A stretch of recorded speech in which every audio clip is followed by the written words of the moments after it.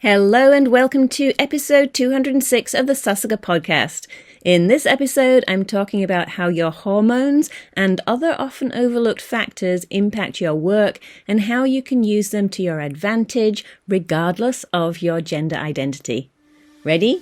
Here we go. You're listening to the Sasuga podcast, and you're about to discover how to excel in your work without being exhausted through practical techniques that you can start using right now. I'm your host, Helen Iwata, a bilingual Brit with a 3-decade career in Tokyo. I'm an award-winning women's success and business communication coach, speaker, writer, wife, and mother. Every week here on the show, I share my personal stories and favorite techniques around the 4 phases of the Sasuga success cycle, around self-care, planning, communication, and productivity to help you enjoy more success and less stress. You'll also have the chance to listen in on heartfelt and eye-opening conversations with inspiring guests and hear answers to your questions to help you use your expertise, time, and energy better, and quite simply to bring more joy into your work and life. This is the Sasuga podcast. Hello, lovely listener. How are you doing? If you're listening to this around the time of release, which is in December, you may have had your year-end review and be starting to consider who you want to be in 2023. Or maybe you are just completely exhausted and don't even want to think about next year. Either way, I hope that you'll find this episode of the Sasuga podcast enlightening and encouraging. Now, just before we get started, because it's nearly Christmas and it's my birthday this month, I want to share the joy. And I have a little gift for you if you're a woman in business. It's only available until December 24th, and you'll find it at sasugacommunications.com/less effort. And less effort is just one word, LESSEFFORT. And you may want to go and get that now if you haven't already. Okay, so to perform well at work, you might think it's important to build your confidence and communication skills, to deepen your industry expertise, manage your time better, and demonstrate more leadership. And this is what many of my clients want when they first come to me. And yes, all of these will serve you well, but there's a skill that very few people are aware of and that has a greater potential impact than any of the other things that I just mentioned. That skill is understanding how your hormones and other factors can affect your performance and using that to your advantage. And in this episode of the Sasuga podcast, you will hear the difference between the female and male hormone cycle and how to make the most of yours at work. Why it's unrealistic as a woman to expect yourself to maintain the same level of productivity every day. And when men are likely to be most collaborative versus combative. And when is the best time of day to ask men to assemble furniture, and other fascinating facts related to male hormones. The inspiration for this episode came from a message in our Team Sasuga Slack. One of our team members said that her husband had been following the Sasuga success cycle. Now, obviously, he wasn't menstruating, but he was following the moon cycle and recording how he felt during the different phases, like the new moon and the full moon. And this is actually what I recommend for women who aren't menstruating. My team member was amazed that her husband could explain the 4 phases of the Sasuga success cycle without even looking at any reference material. And now, depending on how long you've been listening to me, you may think this makes a lot of sense, or you may have no idea what I'm talking about. So I'm going to break it down. Have you ever considered that the traditional productivity day means that you're expected to do the same level of work on a daily basis? It's a 24-hour cycle. And this is generally great for men because men tend to have a 24-hour hormonal cycle. Did you know that? I'll talk a bit more about that in a moment. Women, on the other hand, usually have a cycle of around 28 days. And yes, it varies from woman to woman and can change at different times of your life. And there will be times when you're not menstruating at all. Most likely, you'll notice that you have ups and downs. Some days you're super genki and feeling fabulous, and other times you just want to curl up on the sofa and for everyone to leave you alone. Some years ago, I coincidentally read 2 books at around the same time, and they introduced the concept of cycles, and that were most suited to do certain activities at certain times rather than others, depending on the phase that we're in. This was an amazing concept for me, and I started to experiment with it in my own work and life. And when I discovered how powerful it was, I started to introduce it to my female clients. And from there, I developed the Sasuga success cycle. This is really a counterintuitive combination of vital self-care with high-impact professional skills development. So let me just walk you through each of the 4 phases of the Sasuga success cycle. So phase 1, I call this the care for you phase. And this starts the day of your period, or if you're not menstruating, you can use the moon cycle as your guide, so you can start from the new moon. This is a time when your estrogen levels and your progesterone levels are low, they've gone down, and your body is working hard to release what it's created in the last month and move into a new cycle. So you have a lot happening physically and hormonally, and you need more rest. So this is the ideal time for things like resting, reflecting, and journaling. Phase 2, I call this the create your plan phase. This is around 7 days after your period starts, so probably your period has finished by then, or it's 7 days after the new moon. At this time, hormonally, your estrogen levels are starting to go up, and you get this feeling of making a fresh start, and you have more positive energy. When I speak with women, a lot of women don't necessarily notice this so much at first, but when more women tend to notice things like PMS. But once you start to pay more attention to your body, you do start to notice, oh yeah, I'm feeling a little bit chirpier, a bit more positive. And this is the ideal time for brainstorming, for goal setting, and for planning. Then phase 3, this is the communicate your ideas phase. So this is from around 14 days after your period starts. It's around the time of the full moon. Your estrogen levels have gone up, and there's a lot of other things happening hormonally. Your eggs maybe, they're ready to be fertilized. And this one fascinated me. This is your most attractive time. Makes sense, right? Because this is the time for reproduction. And this is the ideal time for communication, for making proposals, for making presentations, for collaborating, for sharing feedback, and for networking. Fascinating stuff. Phase 4, this is the complete your tasks phase, and this is from around a week before your period starts or a week before the new moon.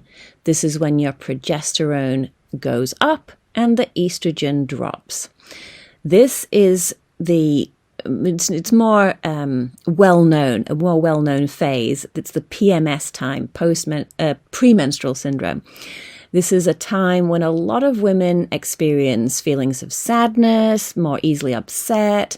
They have more insecurity, more cravings, especially cravings for carbohydrates. I found this fascinating as well when I first learned about it. Because the estrogen has been dropping, your serotonin levels are also lowered. That's the happy hormone. And your body then starts to crave carbohydrates, chocolate, pasta, those kind of things, because those carbohydrates help to boost serotonin. Interesting. So it's very, very normal to crave chocolate or pasta or whatever it is during that week or so before your period. This is also a time when women become, even extroverted women like myself, tend to become more introverted. So you don't really want to be around people. It's like, just leave me alone. I don't want to talk to you. It's a time when you want to be more internally focused. This makes it a great time for getting things done, being really focused on tasks and completing your outstanding tasks. What I would say as well, though, is don't expect to do a lot. Just focus on what's really important and get those things done. So that is a really quick, brief overview, and I'm sure you have lots of questions about it if you haven't heard me talk about the Sasuga success cycle before. I just want to give you an overview here, though. That really is the focus, the foundation of my coaching, also in the Sasuga VIP Women's Coaching Program. And I help women to use the different phases to their advantage and also to build the specific skills, for example, planning, communication, presentation skills, of course, influencing, productivity, and as well to choose your thoughts and create great habits, because this is vital for self-care. That's that phase 1, but it's also really an important part of the whole philosophy that I support women with. And my corporate clients are increasingly asking me to lead workshops on this topic of the Sasuga success cycle. And recently I had the great pleasure to lead a workshop for a global company to help their managers better understand the difference between female and male hormones and how they can impact performance.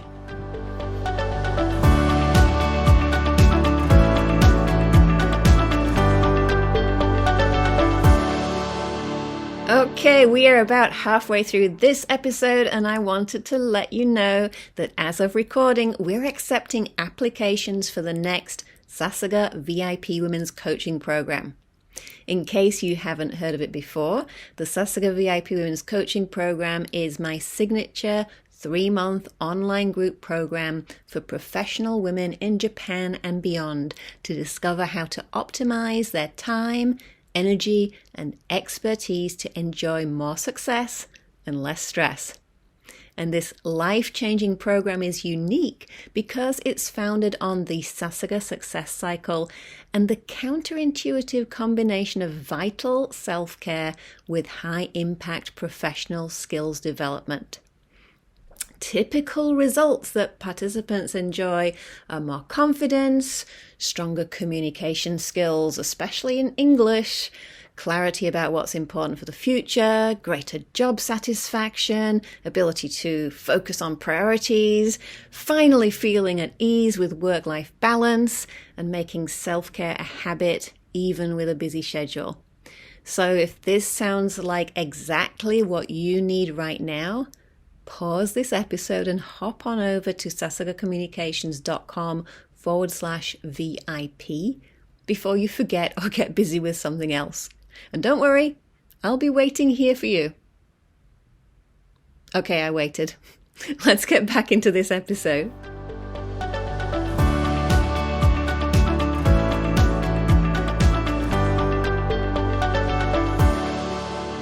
Okay, so let's now look at the male hormonal cycle. As I mentioned, this is a 24-hour cycle, like the traditional workday. So in the morning, for many men, the testosterone levels are up. This makes men more energetic, more confident, more talkative, more focused, and more impulsive, also more likely to say no. So ladies, or gentlemen too, if you are wanting to ask a favor or you're wanting to negotiate with a man, mornings are not the best time to do that because they're going to be more resistant to you, most likely. It's a good time for men to work independently in the morning. Also, a very interesting fact is that it's the ideal time to ask them to assemble furniture. Because men are more focused and wanting to get things done in that time. Generally, of course, it's going to depend on the person. Afternoons, this is the time when the testosterone levels are decreased slightly. This is a time in general when men are more collaborative and more focused. It's a good time for teamwork and for getting things done. I've also heard it called the Goldilocks time. So I'm not sure if you're familiar with the story of Goldilocks and the Three Bears. And there's in the story, it talks about it's too something, or it's not enough something, or it's just right. Like the chair for the bear to sit in. It's too hard, or it's too soft. Oh no, this chair is just right. That's Goldilocks, the just right level. So afternoons are the Goldilocks time for men, when the testosterone level usually is at a good level for collaboration and for cooperation and for focus. Then in the evenings, this is the time when testosterone levels usually drop, and this is when men generally have lower energy. So this is the time to relax. And isn't it interesting how that fits so well with the traditional working day, that you want to get things done in the morning and maybe collaborate in the afternoon and then relax in the evening? So when I introduced this at a seminar recently, one of the male participants told me that he finds that he's able to focus on work well late in the evening. So you may also remember that I was talking about my team member's husband, who was tracking how he felt with the moon cycle. So here's what's really, really important. Whatever your gender identity, we are influenced by so many factors. Our hormones are huge. Also, our circadian rhythm, that's, related to whether you're a morning person or an evening person. Also, our diet. Have you ever wanted to take a little nap after a heavy meal? Also, physical activity, environment, including the seasons and the weather, and age. All of these things have an impact on us. And if you take one thing away from this episode of the Sasuga podcast, please remember this. Listen to your body. Look for patterns and start to use them to your advantage. As I very often say, do what works for you. And if you're looking for more support in this area, just drop me a note at info@sasugacommunications.com. And we'll see what coaching program or what other kind of program option would work best for you. I am here to help. Okay, so today we talked about the difference between the female and male hormone cycles and how to make the most of yours at work. Also, why it's unrealistic as a woman to expect yourself to maintain the same level of productivity every day, because your hormonal cycle is more likely to be close to a month than a day. And we also talked about when men are likely to be most collaborative versus combative. That's afternoons. And when's the best time of day to ask men to assemble furniture? That's mornings. Or actually not at all in the case of my husband. Usually it's me who's the one who assembles the furniture. And what was most important for you in this episode of the Sasuga podcast? I would love to read your comments on any of my social media posts. I'm on Instagram at Helen Iwata. I'm on LinkedIn as Helen Iwata. If you've been following me recently, I'm posting about my visit to the UK. I'm not sure if you've noticed any difference in my voice quality as I've been talking today, but I do have a little bit of a cold. All right, you can find today's show notes at sasugacommunications.com/206. Of course, with a link to that free gift that I mentioned for women in business. Go and grab yours, and a link to find out more about the Sasuga VIP Women's Coaching Program. I am so excited for the next program, as well as suggestions for further listening on related topics. Thank you so much for listening. Make it a brilliant, hormonally aligned, and joyful day. Thank you for listening to another episode of the Sasuga podcast.